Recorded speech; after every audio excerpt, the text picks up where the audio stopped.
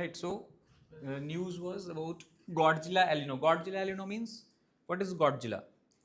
Much more larger organisms, animals as such. So El Nino, what is El Nino?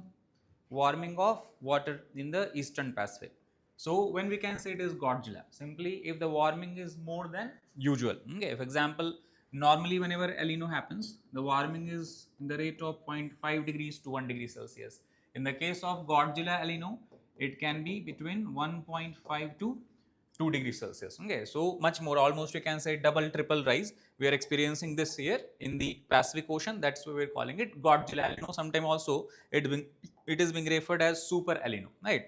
So what is ENSO here? Okay, if you look, this is your North America, this is South America. We have discussed in class that near the coast of South America, Central Pacific, what happens? Temperature becomes unusually high. Generally, you have the cold current here, this Humboldt current, Peru current flowing. But some years, after every 3 to 5 years interval, 7 years interval, what happened? Temperature increases. Now, when temperature increases, that means the pressure will become low. If pressure becomes low, the southeasterly trade winds, right? The southeasterly trade winds that is flowing, a general direction is like this. And these trade winds then move like this and go to India. So what will happen? Now this side also we have low pressure. That means these winds will also start to move in which direction? In the easterly direction. That means the strength of the wind moving toward India would undergo decline, or it will become weaker. If it become weaker, if wind intensity, wind speed becomes weak, that means what will happen? The amount of monsoon rainfall we experience will also be lesser. That is El Nino. Southern oscillation also we have studied, that is in the reverse condition. Okay, what we experience something that is called as La Nina as such. That means there what happens? Water becomes unusually cold. If water becomes unusually cold, that means instead of low temperature, low pressure will have high pressure. High pressure wind will send it more toward India. That means what will experience? More than usual rainfall as such, right? So that is the southern oscillation. The pressure system keeps changing from year to year basis. Why Godzilla El Nino is in news? Because strong El Nino forecast we have, super El Nino intensity you already have discussed, it would reach, and because of this potential climate disruption we would observe. Then coming to ENSO monsoon connection, already you discussed. What happens? Simple. El Nino means weaker monsoon. La Nina means a stronger monsoon. But it does not mean that every El Nino years we have weak monsoon. Every La Nina years we have a strong monsoon. What is the correlation? 50 to 60% correlation. That means if 5 to out of 10 times we have El Nino years, 5 to 6 times only what we have, right? What we have? Weaker monsoon as such. That is the point.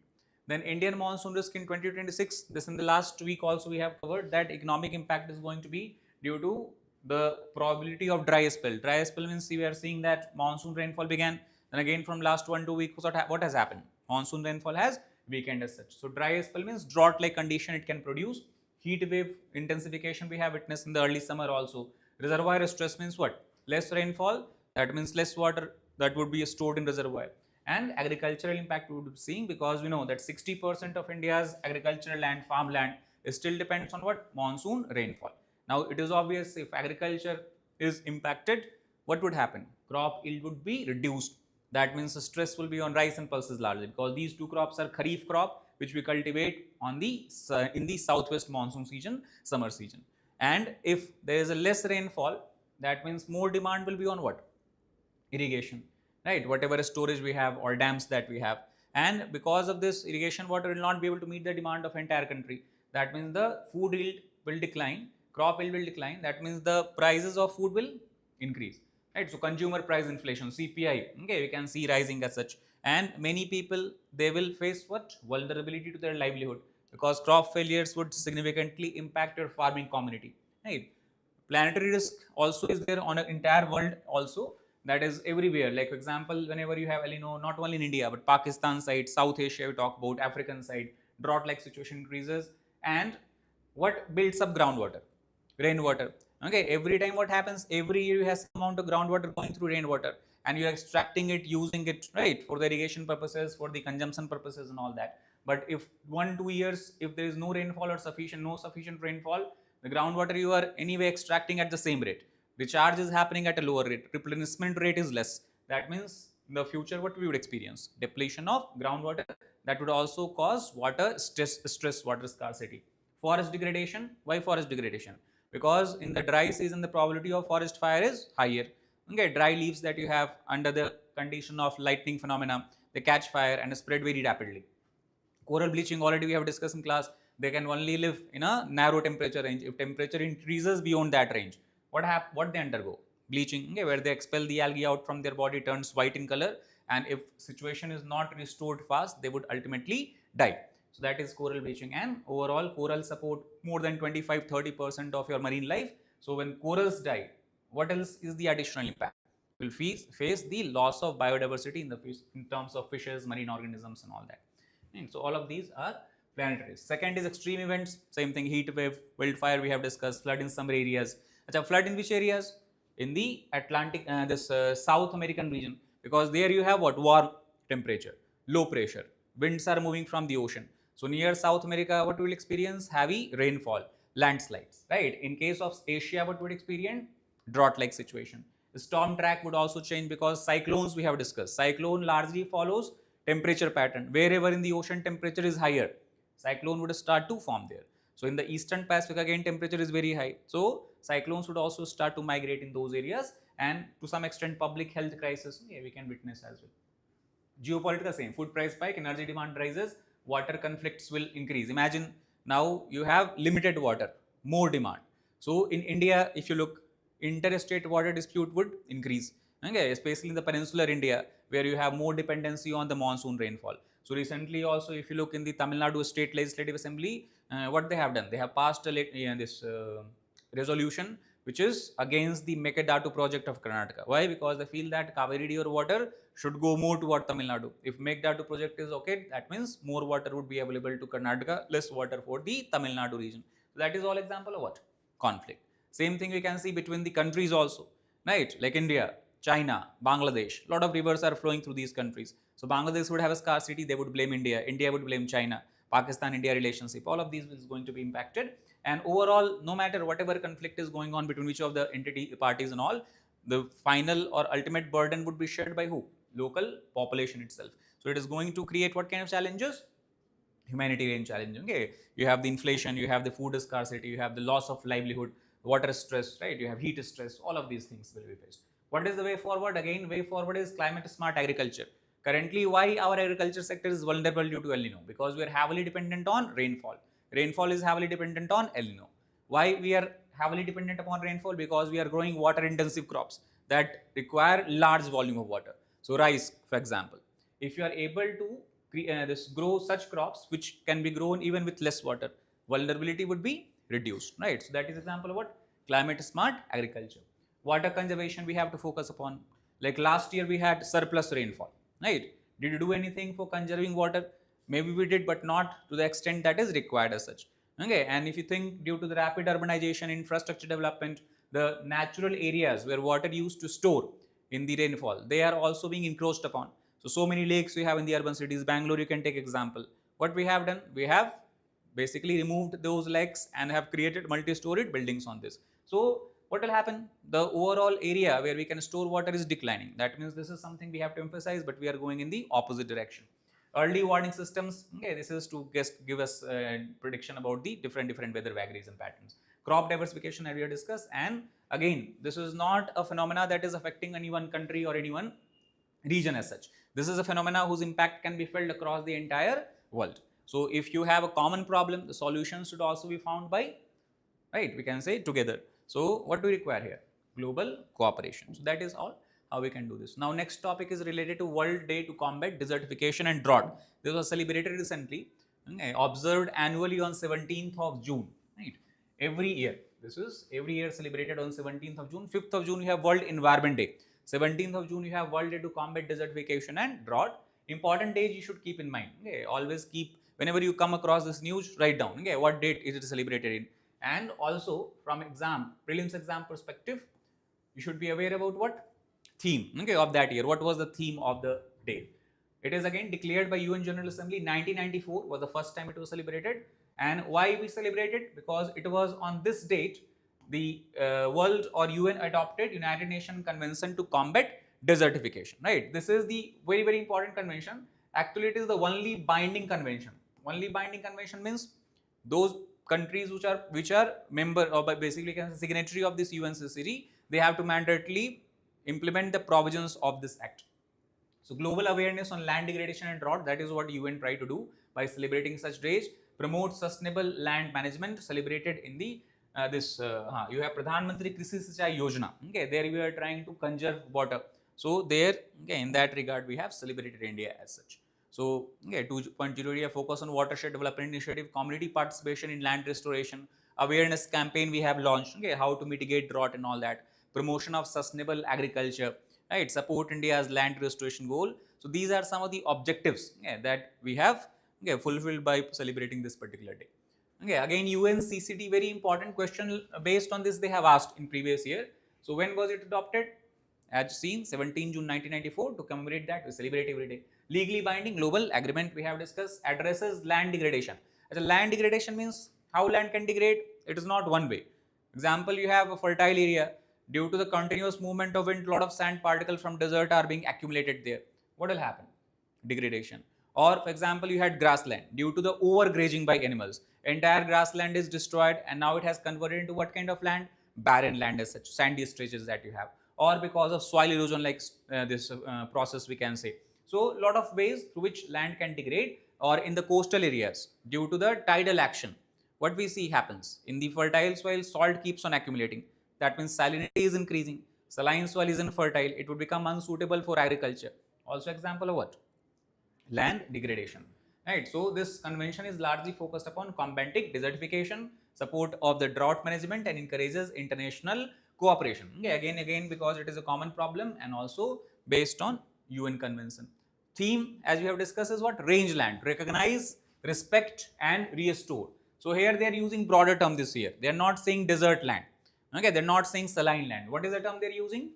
Rangeland. Rangeland means much more larger area, that is having a grasslands, for example, forest ecosystem you have, right? Fertile lands that you have. So the entire rangeland should be protected, restore degraded grazing ecosystem. Restored, degraded wherever you have we have discussed, due to overgrazing the entire grassland sometimes gets degraded, we have to restore it. Improve biodiversity conservation as such, support sustainable livestock system, enhance carbon sequestration. What is carbon sequestration? That is forest. Okay, forest act as a carbon reservoir. How? Because they absorb CO2 directly from atmosphere. As they absorb CO2 directly from atmosphere, they encounter the effect of global warming and thus help us in mitigating the effect of climate changes. So this is also we have to enhance. Strengthen climate resilience. Resilience is something that if you cannot stop something, you should be capable enough to what I can say, should be able to deal with its repercussions as such. Like you know that many countries are small island countries. Maldives, we can take example. We know that global warming is something that is going to take place. Okay, in the short term, we cannot find any solution that we can completely prevent global warming. Global warming would lead to rise in the water level, sea level. Why? Melting of glaciers as such. So the sea level rises, that means many of the island countries will get flooded. Lot of their areas will become uninhabitable as such. So they have to strengthen what? Resilience. How would they tackle this problem, which is inevitable in nature, right? So that is what we have also to focus upon, strengthen the resilience. International Year of Rangeland and Pastoralist, that also we have celebrated in 2026. It was also declared by UN. Achha, this particular year, like few years back, we have declared International Year of Millets. So UN every now and then, whenever they feel that some areas need to be emphasized upon, some type of conservation methods need to be encouraged upon, then they come up with this concept that where they declare certain year as a particular year. So this year, what UN has declared? International Year of Rangeland and Pastoralist, focusing upon the grassland where animal rearing is carried out. Led by FAO, that is Food and Agricultural Organization, and United Nations Convention to Combat Desertifications. Two organizations are responsible. That is from where questions generally are framed. Okay, which organization is responsible for this this declaring this year, or right in this involved in this particular declaration? Pastoralists manage over 25% of global land. That gives you idea how important is the pastoralist ecosystem. Supports food and livelihood security, conserve ecosystem and biodiversity, builds resilience to climate change. Again, same thing as it. Right. So this. Right. So that is all about this particular topic. Third topic is related to Kudankulam. Kudankulam Unit 5 RPV installation was completed recently. Kudankulam, as you know, is which kind of area? Nuclear power plant you have. Which state is it located? Tamil Nadu. Kudankulam, okay, nearby Kanyakumari. Further to the east, you have Kudankulam nuclear power plant. Now, this nuclear power plant was established in collaboration with Russia as such. Indo-Russia agreement. It is signed in 1988, so long time ago. There are a lot of this disputes also, and you have this protest against this particular power plant. That's why there was delay in the opening of several units. But once it is open, now we are focused upon the expansion. So technical support is given by Rosatom, which is a Russian company. Engineering assistance is given by AAC, Association of the Engineers that you have. Long-term strategic partnership we enjoy with Russia. That is example of it. Advanced nuclear technology deployment and enhances energy security. Because today, if you look at India, almost 70% of our energy demand is met by one source. Which source? Thermal power plant. Thermal power plant operates on the basis of burning of coal. And again, coal burning emits greenhouse gases that is directly impacting climate. So that's why we have to diversify resources, and also we have to take steps toward renewable sources, or we can say sources which are less polluting in nature. And that is where the role of nuclear power plant we can clearly establish. Now, the recent news is related to, as you have discussed, the establishment of RPV. RPV means reactor pressure vessel. Now see, nuclear fission is the process in which we generate electricity, energy. So you have, for example, uranium. Uranium is bombarded by neutron. It splits into lighter atoms, and in the process it generates huge amount of energy as such. So this entire fission reaction, where does it take place? In this RPV, reactor pressure vessel as such. So that is why it is referred as what? Heart of the nuclear reactor. Okay, without this vessel there cannot be any nuclear energy generation, any kind of nuclear reaction as such. And what kind of vessel is it? So entirely it is made up of steel and weighs about 320 tons. This is the photograph. If you look, okay, this is from the older time when they're trying to lower this reactor vessel, and this is where entire reaction happens, and through this you have the warming of the water, steam generated, steam then generates that, rotates the turbine, turbine rotation then creates electricity. So what we have done, we have basically lowered it, and houses reactor core, nuclear fission occurs inside, ensures safe containment and critical nuclear island component as such. Now, installation method is simple by using open top. So what they do, for example, this is the area where you have nuclear power plant. This is the site of nuclear reaction. So first they have a kind of vacant space, okay, open space there. So through this open space, they lower down this reactor. Once they do this, is called as which approach? Somewhere it should be open top method, right? So after that, equipment is lowered. Once the equipment is set there, the entire dome is perfectly closed and sealed. So there is no nuclear radiation leakage or any kind of energy leakage and all. Right. Now, how would you do that? We have discussed it is very heavy, 320 tons of the entire reactor. So what would you use? High capacity cranes. Okay, that's how we put you inside. Uses which kind of reactor? Now in the Kudankulam, the nuclear reactor that we are using is called as VVER. VVER simply means water. Okay, in the Russian they call voda. V means voda means water. Okay, so VV means what in English? Water reactor as such. Pressurized water reactor as given here. Now why 2 times we are using water? Because in nuclear reaction, 2 things are there.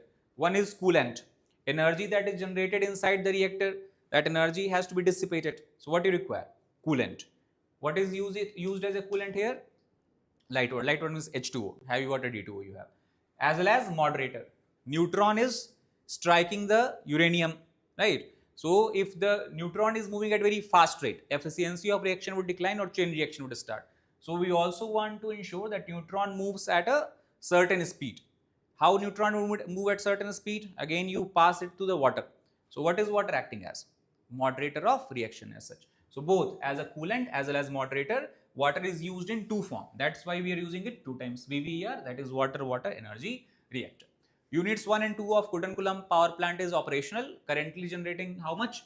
127 plus billion kilowatt hour of energy. And okay, overall, now because this energy we are generating by nuclear power plant, if we did not have nuclear power plant, we would have generated it by burning of coal. And if we had burned coal, we would have emitted this much amount of CO2. So by shifting our energy generation, electricity generation to nuclear sources, what we have done effectively? Avoided this much amount of carbon dioxide emission as such. So reduced coal dependency, right? supports climate commitment because India also has made a pledge in the Paris Agreement you would have heard about, promotes sustainable development at all. Overall we can say that is overall the nuclear reactor significance and future outlook. So we have the planned capacity to increase its production by 6,000 megawatt. 6 nuclear reactor units are planned here itself. And overall, if you look at the target of Government of India, what is our target? That is by 2047, right? Government has said that by 2047, what we have to become? Developed country, Viksit Bharat initiative. So part of Viksit Bharat initiative is that more and more energy, electricity should come from which sources? The other than thermal, other than coal. So 100 gigawatt target we have given by 2047, which we have to receive from this particular source as such. So that is the nuclear reactor. Next we have is DRDO. Now recently DRDO has successfully completed BMD phase 2 validation. BMD means ballistic missile defense, right? So BMD phase 2 validation, maiden test of NASM-MR. NASM-MR is naval ship, that anti-aircraft missiles that you have, or medium, we will discuss that later. So naval anti-ship missile, flight test of LRLACM. Then boost to strategic deterrence, strengthened indigenous defense capability, enhances multi-domain warfare readiness. Okay, that is what we are trying to do. And these all we have further enhanced after the last year of Indo-Pak war. Okay, that time we saw that what is the biggest threat that we face either from Pakistan or even in China in future? Missile threat. So if you want to secure our critical infrastructure, right, if you want to secure our military bases, if you want to secure our civilian places, we need to have a overall structure architecture of the missile defense system, and that is what in the area where we are currently working upon. So ballistic missile defense system, automated missile defense network, what this entire system does, right? So see how it works. So first of all, enemy has launched missile in your territory. First you need to be aware that a missile is coming toward you. That means you need to have a radar. What would this radar do? Detect the missile. Then where enemy missile is moving? Is it moving toward Delhi? Is it moving toward Mumbai? Is it moving toward Hyderabad? That means you need to track what? The movement of missile. So detection of missile in your airspace or toward your airspace. Where is it exactly moving? What is its target as such? And then once you identify its track, what you need to do? You need to launch your own missile. That missile would collide with this missile and destroy it, in the air itself. So damage on the surface will be minimal, less in nature. And thus, the entire defense system is not only missile, it also has what? Radar system. It also has what? Command center through which you can control the movement, launching of the missile defense system as such. Obviously, in India, what is the agency developing all of this? Defense Research Development Organization, DRDO. And it's not that this is the recent program. The BMD, that is Ballistic Missile Defense Program, was initiated as early as 1999 itself. That time APJ Abdul Kalam was heading this. Counters hostile ballistic missile. Hostile means any such missile system that want to do damage in your country. What is the strategic significance of BMD? Now, once India develops this entire BMD system, it will join select list of countries. Currently, for the ballistic missile, you have few countries, they have this defense system, such as Russia, US, China, and what else? Israel. So currently only these 4 countries have defense system against ballistic missile. If India is able to successfully prove its capability in this regard, then it will become the fifth country to join this elite group. Capability against IRBM. IRBM is intermediate range ballistic missile. ICBM is intercontinental. Intermediate range means between 2000 to 3000 kilometers as such. Intercontinental means missile is having range of more than 5000 kilometers. They can travel. The mission that largely, or the government scheme that largely focuses upon development of this missile defense system is referred as what? Sudarshan Chakra. That is where you have the question this year in prelims also about the Sudarshan Chakra system. So what is the main objective? Protects critical infrastructure. It cannot provide protection to every country, every place in the India as such, but wherever you have critical infrastructure. What is critical infrastructure? So hospitals, for example. You have the military bases, for example. You have the satellite centers, ISRO's launching centers, for example. What else can be the example of critical infrastructure? Airports, ports, electric power grids, for example, we can say. So those are the areas which largely Sudarshan Chakra aims to provide protection against any kind of threat. Enhances nuclear deterrence as well, because it will not only prevent attack by normal conventional missiles, but also will deter which kind of missile? Nuclear missile as such. It strengthens national security overall. That is the objective. Architecture wise, it has two major architecture. Now, suppose you have other country, Pakistan. It is sending a missile toward India. So, two type of missiles can be there. One is that first goes in the outer space and then enters back in the atmosphere and then strike. So, for that, what kind of interception required? Exo-atmospheric, outside of the atmosphere, right? Because if it is farther away, you are destroying the missile farther away from the surface, the extent of damage would be further lesser. So that is also one objective, that before the missile can enter the atmosphere, we destroy it in the outer atmosphere itself. That is the exo-atmospheric interception. Second is endo-atmospheric. That means once the missile enters, right? Once the missile enters the atmosphere, then you should try to destroy it. So exo plus endo, both component, both tier system we have under the BMD architecture. Multi-layer, that's why you're calling it multi-layer defense shield. And also it is equipped with long range tracking radar systems. LRTR it is called as. That means, suppose like this is Pakistan, you take example of China. So eastern part of China is what? Very, very far away. So if they launch missile, if you are able to track missile very far away from India, what you can do? You launched one missile, it failed to track it. You launched second missile, it failed to track it. You launched three missile, it intercepted. Why? Because you have enough time.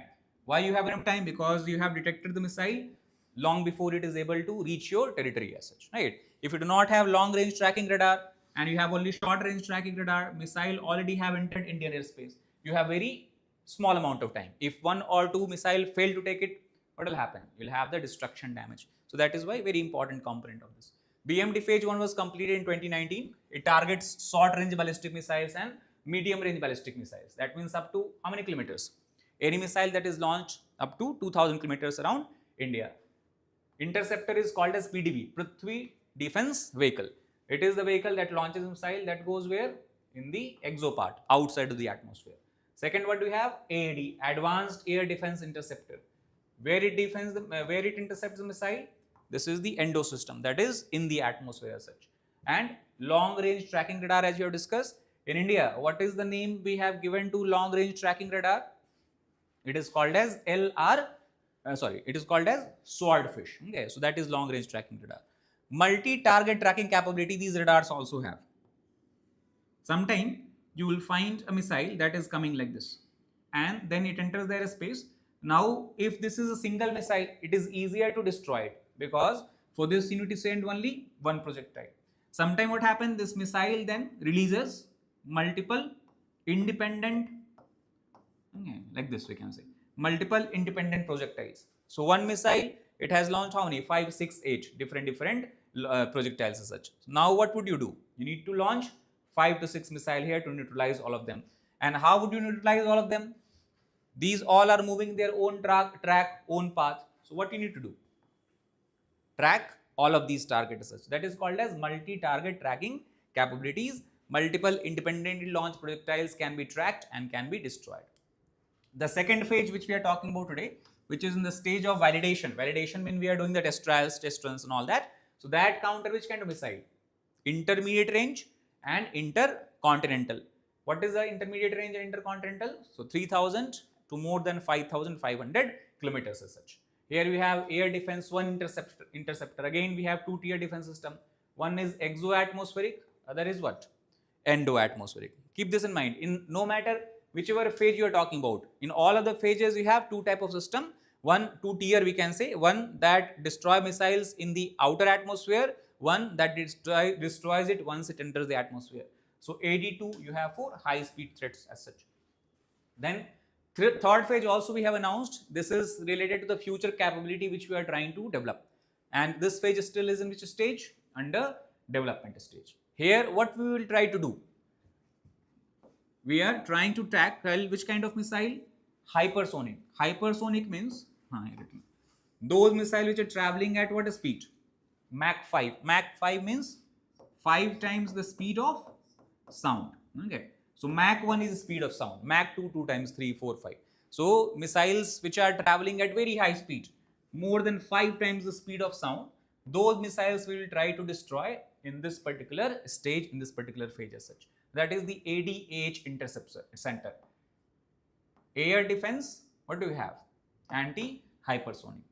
ADAM, air defense, what do we have? MIRB. Same point we have discussed, multiple different projectiles are being launched here. That is what we will try to again intercept here. So not one, not two, but multiple projectiles that is being launched by enemy. Now recently we also have successfully completed NASMR missile, that is naval anti-ship missile, of which range? Medium range. Okay, because in navy also you have multiple ships of Indian navy ships. They are moving all across the ocean. Enemy can also try to destroy the ships. So these ships are what? Mobile target. So you need to protect the ships. How would you protect these ships or any naval assets of India?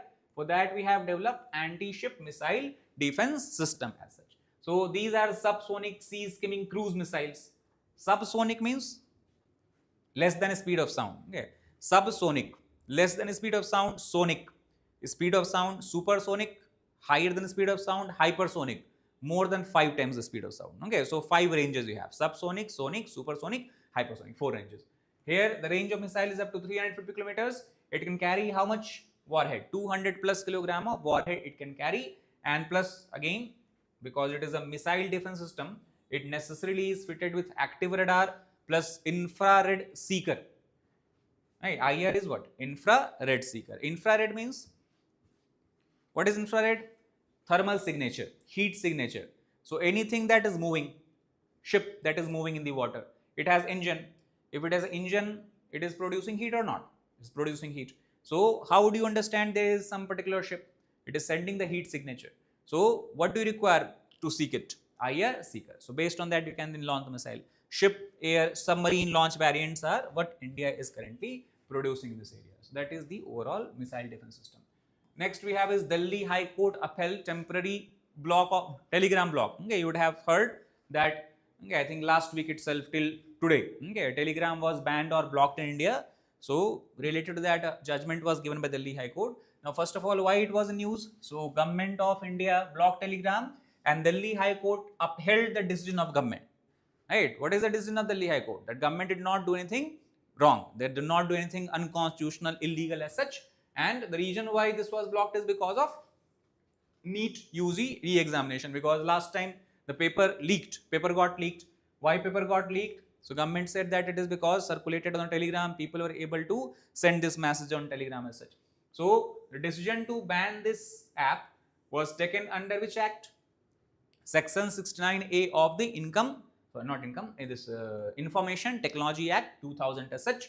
Government called Telegram as a new dark web, and they said that Telegram was related to the exam leaks, cyber fraud that is being committed, and aim was to protect the examination integrity.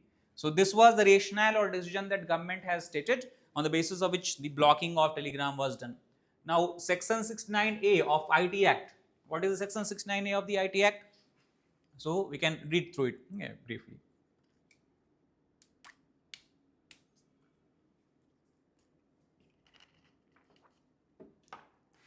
Right, what is this act providing government with? Power to block any kind of online information. It can block websites under it, can block any kind of app under it, any kind of YouTube channel also can be blocked. So anything that is available online, if it has some information which government does not want to be public, or it would not want to have some sort of communication, so website, app, social media, anything can be blocked. Covered, generated, transmitted information, both kind of information includes stored as well as hosted content, directions issued to the intermediaries, and there is a legal basis for content blocking as such. Government cannot randomly block any content online. It has to be done under which act? Section 69A of the act. So long time also you have Shreya Singhal judgment. Their section 66A was considered unconstitutional, but section 69A government Supreme Court said that it is valid section. There is no problem as such. Now it's not that government anywhere or anytime feels something bad is about to happen and then can simply block it. There has to be grounds. What are the grounds on which government can block it? If is threatening sovereignty and integrity of India, right? Suppose some message are circulating which is providing you information about the this secret information about some military bases or intelligence agencies, covert operations and all that. That is threatening what? Sovereignty, integrity. Second, defense of India and the security of state. Third, if any such kind of message or any such kind of information which is circulating on the apps or social media or website which can threaten the or hamper the friendly relations with the foreign state, then also government can block it. Or if it can threaten the public order, suppose such messages are being circulated, rumors are being circulated which can cause communal violence, in that case government can take decision to block. So many times you would hear in the Jammu and Kashmir, what government does? They block even entire internet also, okay, not only few apps and all that. Why? Because they say that if internet is allowed to function, work, rumors would spread, okay, people would start fear mongering, people would assemble also in some areas, and that can disturb what? Public order. So preventing cognizable offences, okay, that is also one objective. And also in the section 69A there is a built safeguard. The safeguard is that any authority of government who is blocking any particular media, they cannot do so verbally. They have to give what? Written reasons, proper rationale. Why? What ground are on which they are blocking it. And next is that if blocking is challenged by anyone, there has to be a review committee. That review committee would be formed and it would look into the validity or legality of this entire blocking order. If the blocking order is not legal or was not related to the grounds or associated with these grounds, then penal actions can be taken against or disciplinary action can be taken against the authorities as such. Now, emergency blocking power, Rule 9. That also is very interesting because Rule 9 was created under IT Act where emergency situation can be taken care of. So, for example, many times you have basically like suppose Telegram, we take example. Government decided to block Telegram. Now, generally what they should do? There should be pre-hearing. Government should invite or ask the representatives of Telegram to come and then give them reason that why they are going to block it. That means Telegram would have a right of pre-hearing. They would present their own side that why or how Telegram is not involved here or why Telegram should not be blocked and all this. But if there is a situation of emergency that government declares, in that case what they can do? Immediately enforce the blocking without giving the authority, apps or any social media pre-hearing right as such. Prevents serious public harm. Suppose that already communal violence is about to take place, okay, because of information. If you start going through all these procedures and all, by that time it will be too late. So government says that this is emergency situation, first we will block it and later on, okay, we can talk and have discussion and all that. So it has been used before, NEET UGD exam also earlier, okay, several times. This is not the first case. Now what is the concern over Telegram ban? The concern is related to the rights. Right is that 150 plus million users we have today in India which are actively using Telegram.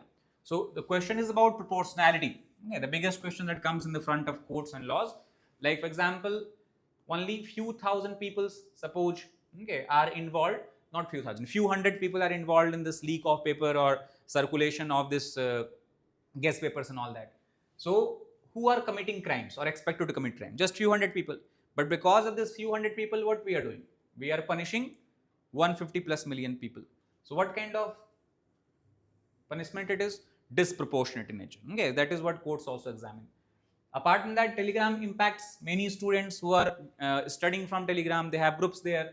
Businesses are being run on Telegrams as such. Okay, they are doing marketing and all that. So what happens? Their right also is hampered or impacted. So concern rises from Article 19(1), right to freedom. Okay, freedom affects innocent user. That is the biggest concern. That people who are not committing crime, people who are not involved in paper leak, people who are not involved in rumor mongering, if government takes such decision to block the entire platform, they also are affected. That is what we have to avoid. And other thing is that why people or experts have criticized this decision, because this is seen as a band-aid solution, temporary solution. Right? You have banned the Telegram. Does that mean paper leak would stop now? No. Okay, gradually what will happen? The people who are involved here, they would find some other platform how to circulate paper. Even like social media came last 5, 8, 10 years back. It's not that only in last 10 years we have the paper leaks. Paper leak happened even 2003, 2004 when there was no social media. So doing such thing is simply what? Providing a temporary solution. So more stringent measures and actions to be taken against the people who are running this racket of leak and all that. Now government has declared Telegram as a new dark web. What is the rationale behind it? So simple. First, In WhatsApp, if you make account, you have to mandatorily put your phone number. Anyone can look at your phone number. In Telegram, what do you have? Greater degree of anonymity. You can simply put your username, phone number, you cannot make public, it is optional. Second, encrypted communication that you have. Difficult for law enforcement to look through and find where this message has originated from. So tracing of the user becomes quite difficult because phone number is not present there. Retroactive message editing, that is the feature government says Telegram has.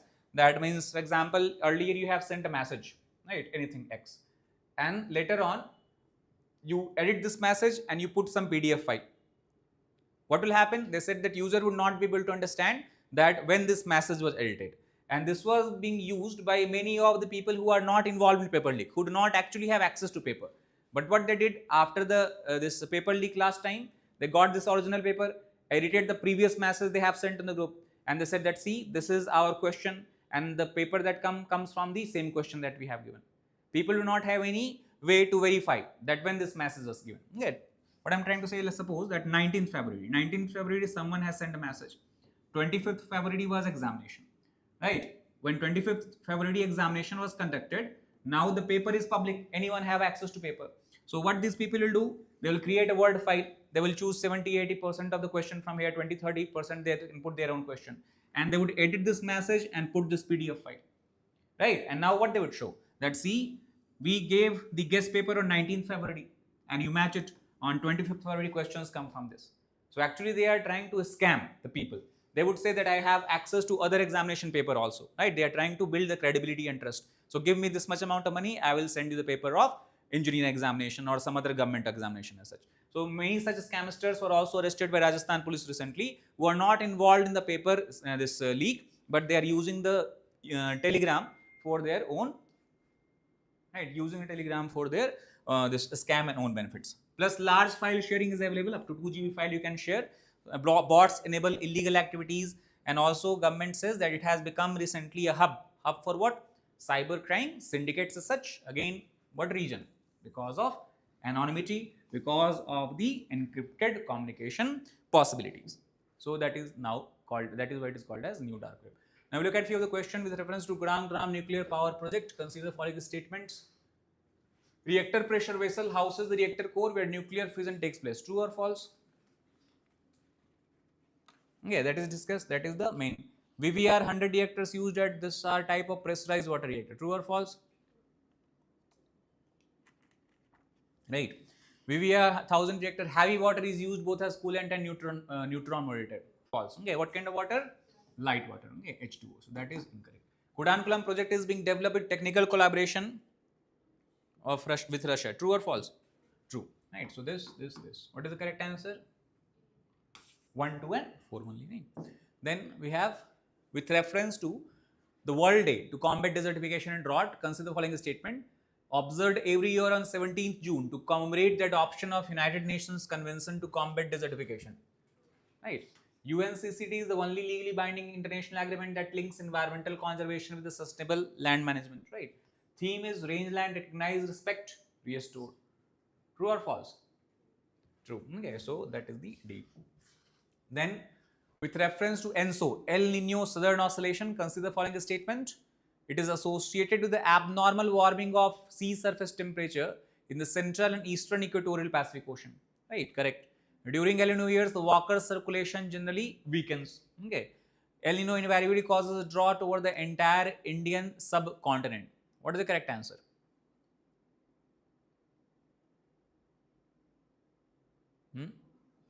This is true. This also is true. Water circulation basically is what? When you have normal circulation. When in El Nino years, what happens? Normal circulation is reversing. If normal circulation is reversing, that means it is becoming what? Weaker. Right? So that is correct. Invariably cause a drought over the entire Indian subcontinent. Now see, this is how in examination if questions given extreme statements. Generally they are incorrect. We have just discussed it is not invariably. It happens what? Maybe 50-60% of the time during El Nino years. So what should be the right option? A, 1 and 2 only. That's all for